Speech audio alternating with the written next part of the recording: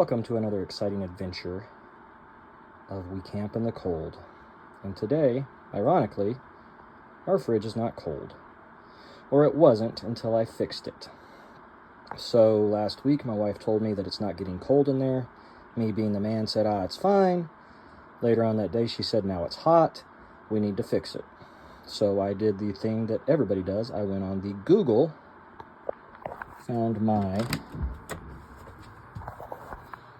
numbers of my fridge here, went on there, typed in the serial number, item number, model number, and said my fridge isn't getting cold.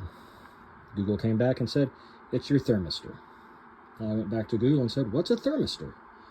Google came back and told me it is this thing right here. So it's a little sensor, and it winds up there and comes down there. You just pop it right off, and it clips out really, really easy.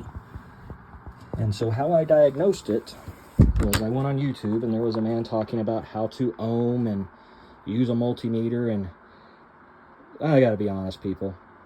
Electrical's like black magic. Do I mess with it? Yeah, when I have to. Why? Because I'm cheap. I don't want to pay somebody. So normally I mess with it until I break it, and then I pay somebody to come in and fix everything I broke.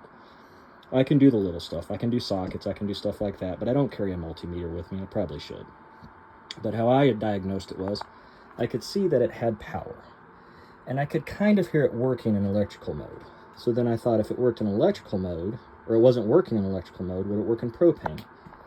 So I switched the mode over to propane, and I went outside.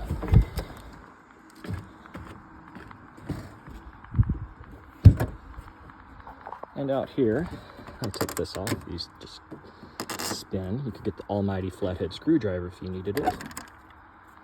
Pop it off, and I could see right here that our propane was working. It was getting propane. There was fire, so it should have been working.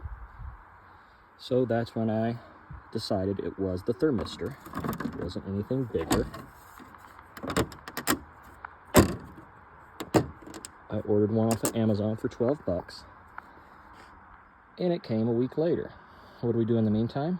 Well, we camp in the cold. So we use the outside fridge and freezer. And everything was just fine. Now, if this had been in the summer, we would have had a bigger problem. But thanks to the old Amazon and the Google, another crisis was averted. So here's what the thermistor looks like.